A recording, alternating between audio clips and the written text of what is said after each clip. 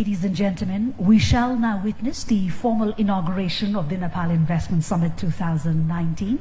May I humbly place a request to our chief guest, the Right Honorable Prime Minister of Nepal, Mr. K.P. Sharma Oli, to do the honors in the truest of the Nepali traditions by lighting the traditional panas that is placed right towards the right of the dais. Ladies and gentlemen.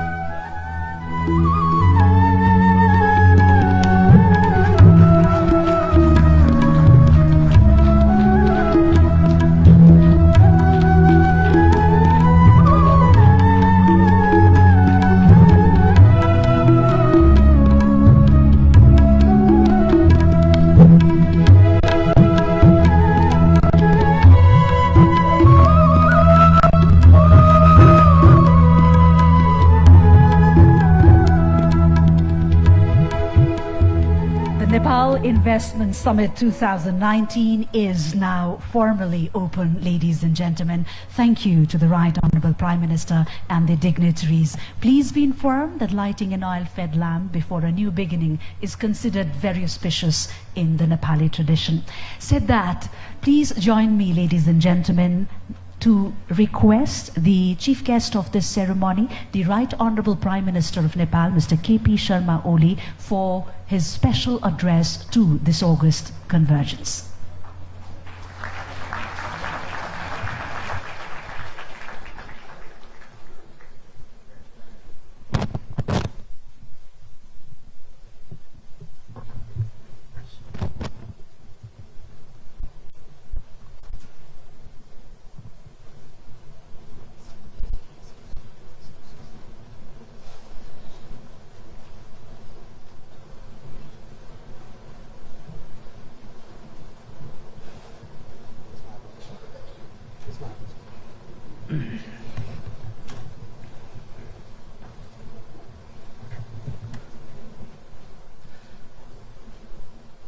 Excellencies, distinguished guests, ladies and gentlemen,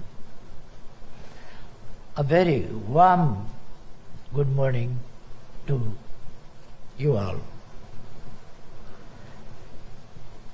Welcome to the land of Buddha and Sagarmatha, the land that makes Nepali people proud of their glorious history and civilization. Welcome to the land where you will be fascinated by its majestic mountains and as well as unparalleled natural wonders and by its incredible cultural richness. Welcome to the land of friendly and hospitable people where guests are treated as God.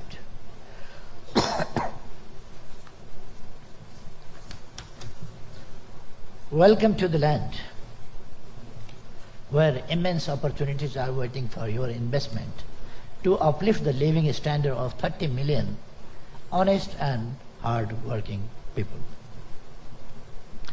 And here is a government that is stable and remains fully committed to protecting your investment with assured profit. I am sure all this will inspire you to make Nepal a second home, a place of your constant stay and a hub of your business. Nepal offers many more things. Let's jointly explore and share. Dear friends, a year ago, while addressing the fellow citizens from Rara lakefront of Karnali province on the happy occasion of Nepali New Year 2075, I had emphasized Nepal must prosper and it can prosper.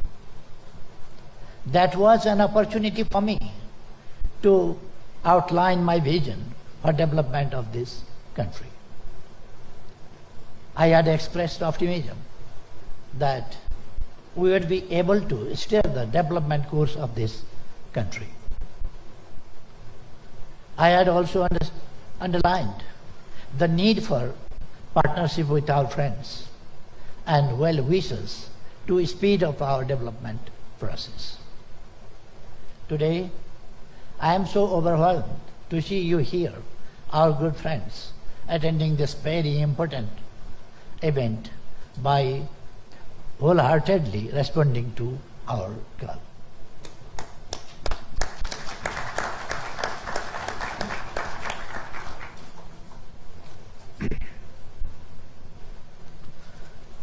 I deeply appreciate your valuable participation in it. This summit has brought us together for a genuine cause, consolidating friendship and fostering partnership for our mutual benefit. Through this partnership, Nepal will get desired development outcomes with your substantial investment with good return. I am happy to share with you that my vision for development has found place in over 75 viable projects in different sectors that will be presented to you during the course of this summit. I am confident that you will return home with fond memories of Nepal and with an attractive investment package as an important takeaway of the summit. Dear friends, by the promulgation of the democratic and progressive constitution in 2015 and successfully holding the elections of all three tiers of the federal setup has effectively ended the protected political transition and has fostered a sense of high optimism in Nepali people. An optimism that the long cherished dream of socio-economic transformation can now become a reality.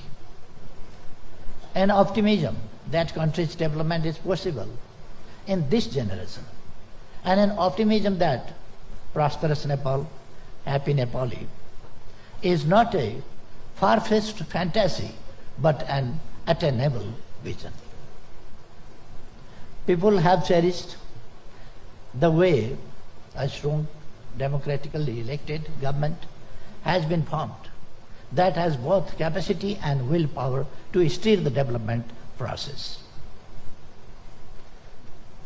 In line with my strong conviction that our constitution is flexible to accommodate the genuine aspirations of entire Nepali people, we have been able to bring a force that until recently remained outside into constitutional fold.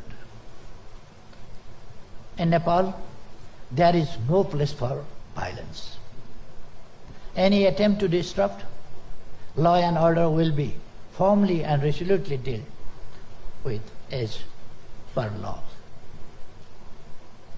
We had a history of success in political change and failure in institutionalizing it. Now the things have changed. We have institutionalized the achievements and brought stability. Political stability, which is a key prerequisite to country's economic growth, is absolutely fulfilled now. It is not only political stability that Nepal is now ensured with, but also with policy consistency. Legal, institutional, and procedural reforms that was long overdue has gained speed under my leadership. Thus, the past 1 year has remained as the base year and the year of policy and legal reform. We have drafted many new laws, translating the provisions of the new constitution into legal and institutional framework. The new frameworks have also created conducive environment for foreign direct investment, among others. Dear friends, political transformation alone cannot be enough and sustainable without economic transformation. If we could successfully steer country's historic political transformation, there is no reason why we cannot do the same in economic realm. My answer is yes. we can do it. The central task before us is undertake rapid economic transformation. Our immediate goal is to graduate from least developed country status, and the medium-term goal is to become a middle-income country and achieve sustainable development goals by 2030. To realize this, we need to attain a double-digit growth over the next years.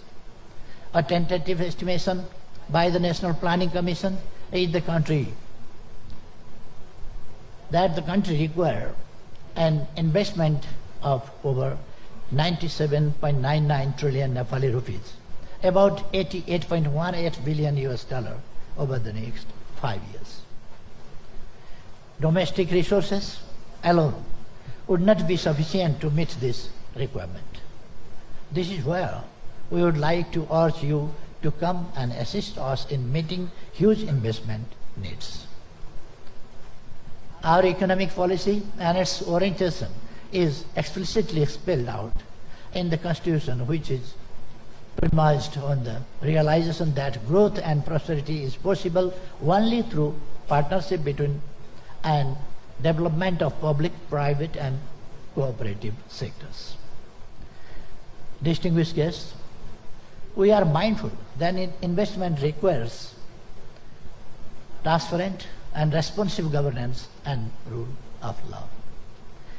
With elected representatives in all levels of our federal setup, governance attributes are improving. There is already a healthy competition among the provinces and local governments on incentivizing investment and getting more of it. I have said time and again that under my leadership there is absolutely zero tolerance on corruption.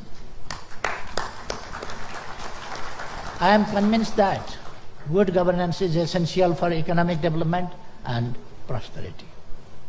We are committed to promote free and fair competition among private sector stakeholders. And you have already witnessed our firm stand against cartel and syndicate. Dear friends, in the past few months, we have made substantial progress in improving investment climate in the country. A sound regulatory framework has been established with the enhancement of two key legislations: Foreign Investment and Technology Transfer Act and Public-Private Partnership and Investment Act. The Public-Private Partnership and Investment Act provides one-stop service for any foreign investment of over rupees 6 billion or a hydropower project over 200 megawatt capacity. The new Foreign Investment and Technology Transfer Act 2019 ensures national treatment for any foreign investment. An automatic route system has been introduced to keep the foreign direct investment related processes simple and predictable, and repatriation is guaranteed under earning or equity. We have recently implemented a universal contribution-based social security scheme that will have a transformative impact on the country's socio-economic landscape. The scheme, which covers Medicare facilities, safe motherhood, accidental and old age security of workers, does not only butters the foundation of a welfare society, but also ensure better and healthier industrial relation and hence contribute meaningfully to conducive environment for investors. Our reform drive has gone well beyond this regulatory framework. Strengthening institutions, building capacity, streamlining and simplifying the processes and procedures have also been the hallmarks of our reform initiatives. Statutory provisions pertaining to land acquisition, company registration, equipmental assessment and infrastructure development have been relaxed and simplified. We have already started online registration and payment system, which will soon be upgraded to full automation system. We will actively pursue bilateral investment protection agreements with friendly countries that will further ensure protection for foreign investment. We will also pursue negotiations on avoidance of double taxation with interested countries to provide their further incentives. The next reform cycle would involve policies and comprehensive legislation in the field of intellectual property rights, commensurate with our rights and obligations under various multilateral instruments. Ladies and gentlemen, Nepal is one of the most flexible countries when it comes to economic policy and welcoming foreign investment. All sectors bearing a narrow box of sensitive areas are open for foreign investment, and we allow 100% investment in almost all areas. We offer an attractive incentive package in terms of corporate taxation, import duties, and export facilities. Tax rates are predictable, and tax holidays are guaranteed by the law for those industries that meet the established criteria. We have huge demographic dividend with about 57% of population representing the working age group. The labor cost is competitive and low, and there is a good pool of English-speaking population, especially amongst the youngsters. We have developed policies and programs to enable our youth to be imbued with multi-skills. Qualified and skilled manpower available at reasonable cost locally will make your investment less costly. We have maintained sound macroeconomic indicators, and hence investing in Nepal is risk-free. An independent judiciary capable of adjudicating industrial and investment-related disputes on a fast-track basis has been a mainstay of our legal system. Dear friends, the other key area is infrastructure. Building infrastructure is the government's priority, and our commitment is well reflected in the progress we are making in the sector of vital infrastructures. In terms of infrastructure, we are far better than before. Almost around the clock, electricity supply has been guaranteed for industries, and the country will soon witness power surplus. Road connections within the country and across border connectivity have improved substantially. The strategic Kathmandu-Tarai fast track that was just a dream a few years back is now becoming a reality. Our special economic zones have both infrastructure and other amenities to set up industries. One such says a special economic zone is already in operation, while several others have been planned and being developed in different parts of the country. The Special Economic Zone Authority Act has also been revised recently to make the conditions of investment and operation of industries in the special economic zones more promising. Since Nepal has established a federal system of governance, our aim is to undertake a balanced development approach so that all the provinces get fair opportunity for the development of their industrial base with foreign investment. Guided by this spirit, we have decided to establish at least one industrial estate in each province. Likewise, with a view to promoting small and medium-sized enterprises, we intend to establish one industrial village in each local level. Dear friends, investors know better than others about the importance of location. Nepal's strategic location between the world's two largest markets with increasing purchasing power, China and India, served as a compelling indicator for investment.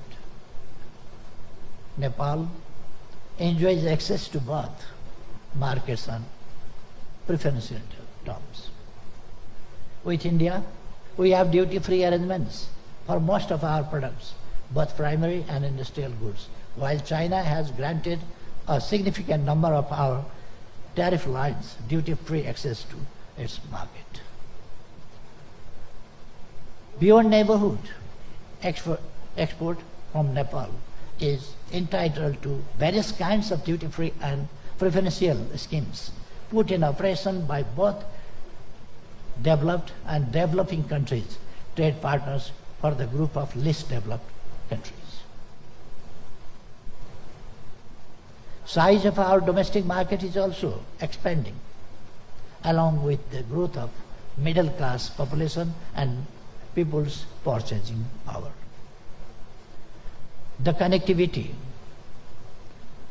disadvantage Nepal has had its gradually dissipating because of our efforts for connectivity, diversification, as well as support from our friendly neighbors. Road, rail, waterways, airways, and transmission ways are covered within the framework of multidimensional connectivity network with both of our neighbors. Likewise, port facilities have improved.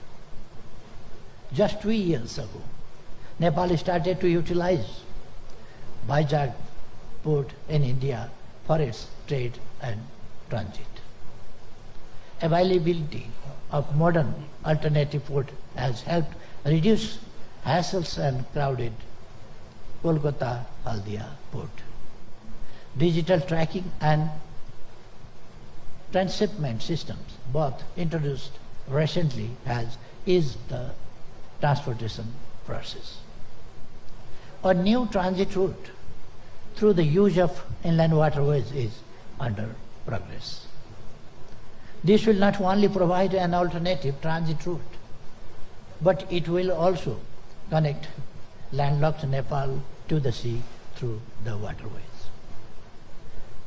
Transit procedures are being simplified through the use of modern technology, and this will surely reduce the cost of business. We have signed transit agreement with our northern neighbor, China, and a protocol to the agreement will be signed soon. This will enable Nepal also to use Chinese territory and port facilities for its international trade and transit.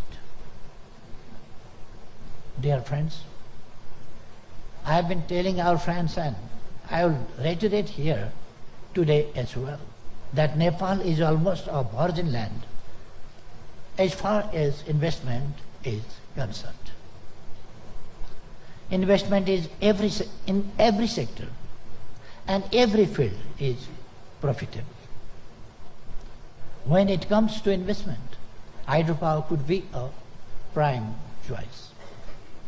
There are other potential areas: agriculture, manufacturing, tourism, infrastructure, information technologies, mines and minerals, to name a few. Our target is to generate 3,000 megawatt power in 3 years, 5,000 megawatt in 5 years, and 15,000 megawatt in 10 years. While domestic consumption will gradually increase with our rapid industrialization drive, the prospect of regional electricity market is also coming to fruition with a positive initiative recently taken by India. We are also working on the infrastructure foundation of cross-border transmission lines. A robust master plan for such transmission line requirement is already with us. This will guide our future course of action. The recently concluded MOU on BIMSTEC grid interconnection has opened up the possibility for cross-border power trade in BIMSTEC region. Nepal and Bangladesh have also signed the MOU on power trade. These developments make Nepal's hydropower more and more investment worthy. Converting water into wealth is therefore a not to be missed opportunity. Tourism is another important sector for investment.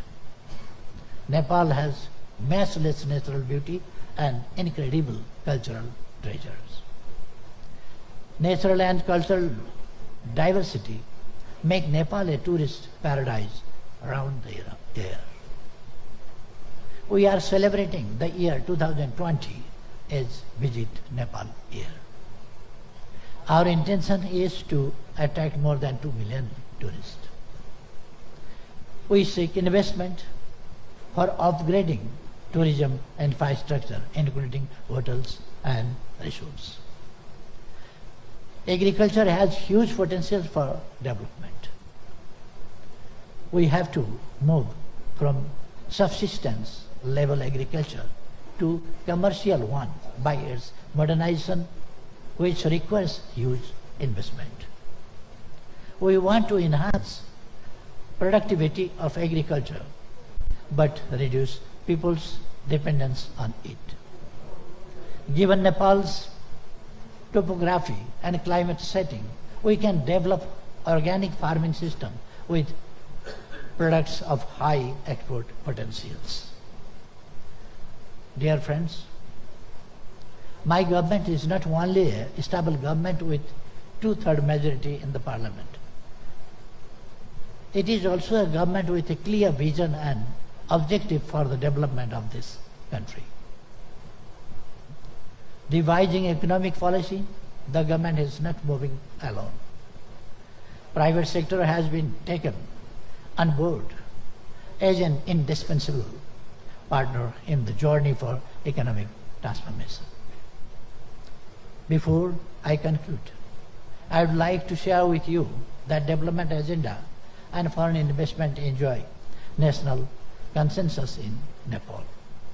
All political forces in the parliament stand together to invite and encourage foreign investment. My message to you all is Nepal is ready for business and investment. We welcome your investment. Feel secure and seize the moment. Our investment will be protected and your profit will be guaranteed. We do not want any further delay in our journey towards prosperity. Speedy and comprehensive development is the only option and call of the hour for us. Please join hands in our drive to make Nepal prosperous and the Nepali people happy. We highly value your support and solidarity. I wish you a pleasant stay in Nepal and the summit all success. Thank you all. Thank you very much.